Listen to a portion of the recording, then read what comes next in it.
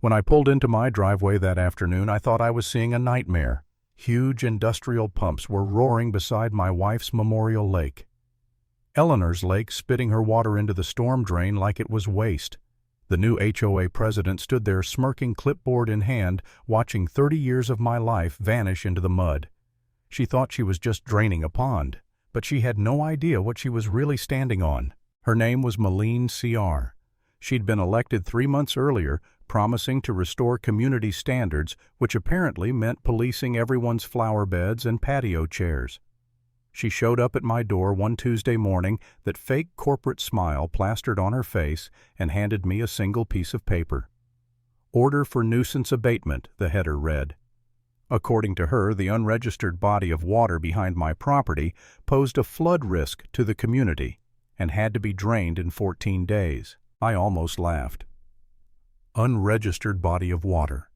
You mean the lake? I told her it was a fully permitted reservoir I'd designed myself, spring-fed, engineered with a spillway that could handle a 1,000-year flood. I'd spent 40 years as the county's senior water systems engineer. I knew what I was doing, but she didn't care. She pulled out some amateur-looking assessment, no seal, no signature, just vague language about soil saturation and overflow potential. It was a template from a landscaping website. I told her so. Her smile tightened. "The board's decision is final, Tom. 14 days. And then she walked away like a monarch who'd just issued a decree. That lake wasn't just water to me. Eleanor and I had built it after I retired. She chose the spot, the stones, the little wooden bench where she used to read every morning. When she passed, I scattered her ashes there. It was her lake, her peace. And now this woman, this bureaucratic tyrant, was threatening to erase it. I called my old friend Frank, the former county planning director. He laughed when I told him, "They can't do that, Tom. The lake predates that HOA by 20 years. They have zero jurisdiction." His confidence calmed me. I gathered every permit, survey, and inspection record I had. I'd bury Malene in paperwork. But when I came home from the records office 2 days later, I heard that low mechanical hum, the kind of sound an engineer never forgets. I ran around back and froze. A black truck, 2 hoses, the lake already down several feet, fish flopping, ducks circling in panic Eleanor's bench, standing lonely on cracked mud, and Malene, of course, standing there like she'd just won a prize. "You were non-compliant," she said, voice dripping with fake sympathy. "We had to take action." I just stared at her, then at the dying water. I didn't yell, didn't move. My voice came out quiet and flat.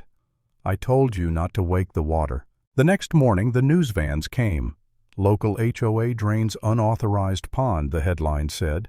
Malene spoke like a saint on camera, said she was protecting the community from flood risk, painted me as some stubborn old man clinging to nostalgia. I called the county, begged them to intervene. They passed me from one department to another, nobody wanting the political mess. "It's a civil matter, sir," they said. For a while I believed maybe I was the crazy one. Maybe I was holding on too tight. The neighbors avoided me. My phone didn't ring. The lake was gone. I'd walk out back and see the mud, the dead trout, the bench like a tombstone, and I'd think, maybe I should just let it go. Then Sarah knocked on my door. My neighbor for 40 years. She brought sandwiches and quiet anger. "That woman's a menace," she said. Together we went through the so-called expert assessment. It was a joke. A company called Eco Conversion Solutions, 6 months old. Registered to a P.O. box. The owner, Derek C.R. Malene's nephew. We dug deeper. Sarah called a friend on the HOA Finance Committee, Carol, who'd been complaining that Malene was signing checks alone. That night, an unmarked envelope appeared in my mailbox. Inside were the HOA's bank statements and a $120,000 contract labeled Lakeside Green Initiative, signed only by Malene. Paid in full upon signing. No board approval, no oversight. She'd paid her nephew to destroy my wife's lake. That's when something inside me shifted. Grief turned into clarity. She thought she'd stolen my water. She had no idea what she'd unplugged. I went out to the far corner of my property, where the woods met the fence line, and found the old cast-iron cover half buried under leaves. I pried it open with a T-wrench, breaking 30 years of rust. Beneath it, glowing dull red in the beam of my flashlight, was the valve, the emergency bypass I'd built decades ago. The one that fed 3 districts' water systems in case of a county failure. Nobody alive in that office even remembered it existed. They'd drained the backup. They'd killed the safety net. I ran my hand over the steel wheel. "Guess you forgot where this water really comes from," I whispered. The next day, I called Commissioner Peterson, the new kid running the water department. I told him exactly what had happened in plain engineering terms. He brushed me off. "Sounds like an HOA dispute, sir, not our jurisdiction." So I stopped warning them. I became the problem. That night, I called Mac Callister, a retired fire captain I used to work with. "Mac," I said, "I need a hand with some plumbing." He showed up after dark with his old tool bag and 2 thermoses of coffee. We didn't break anything. We just adjusted the system, closed a few bypass valves, rerouted the pressure assist lines, enough to make the grid hum a little off-key. 36 hours later, the music started. Low water pressure calls flooded the county offices. Then the boil water advisory hit. 3 entire towns were affected. Panic buying, empty store shelves. My phone rang at 10 that night. Peterson again, voice shaking now. "Blake, we're losing pressure in the eastern quadrant. My engineers can't find a leak. Do you know what's happening?" I let the silence hang before answering. "Check your email." I'd sent him one file, a scan of my original engineering map complete with the red-marked watershed line showing exactly where Maline's crew had trespassed. "This isn't just about my lake," I said. "It's about your water. And you let them touch it." By then, the neighborhood was in full revolt. Everyone's faucets were sputtering. They connected the dots fast. The HOA had drained a reservoir, and now the whole county was suffering. Maline called an emergency meeting at the high school auditorium. The place was packed, angry residents waving bills and empty jugs. She tried to blame the county for the crisis, but people were shouting her down. "Let Tom speak," someone yelled. She had no choice. She called me up to the podium like she was doing me a favor. I looked at that crowd, my neighbors, and spoke the way I used to when I trained new engineers, calm, measured, undeniable. "My name is Tom Blake. For 40 years I designed the system that gives you your water, and I'm the man whose property your HOA illegally destroyed." I paused. The room was dead quiet. Then I said, "You were told it was for flood control."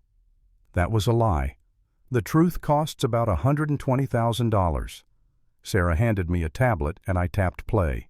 On the screen, a video of Derek Maline's nephew drunk at a bar bragging about getting paid twice, once to drain the old man's lake, once to fill it with flowers. The timestamp showed it was filmed 2 days before the pumps even arrived. The crowd erupted. Maline tried to talk, but the booze drowned her out. I leaned toward the mic. Draining that lake didn't just destroy a habitat. It crippled an emergency water system that's kept this county safe for 20 years. And the document she used to justify it was a forgery written by her own family for profit.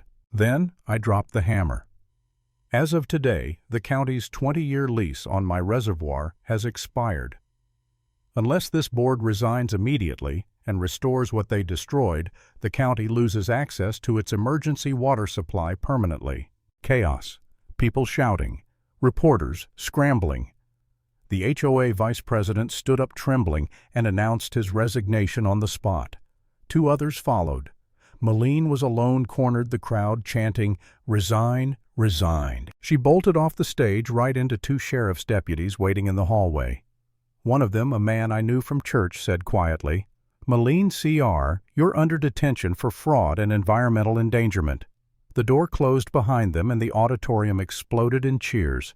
And just like that, it was over. The power-hungry woman who thought she could drain a lake for profit ended up draining her own career, her reputation, and her freedom instead. Never underestimate the quiet ones, the ones who build the systems you take for granted. Because when pushed too far, we know exactly which valves to turn.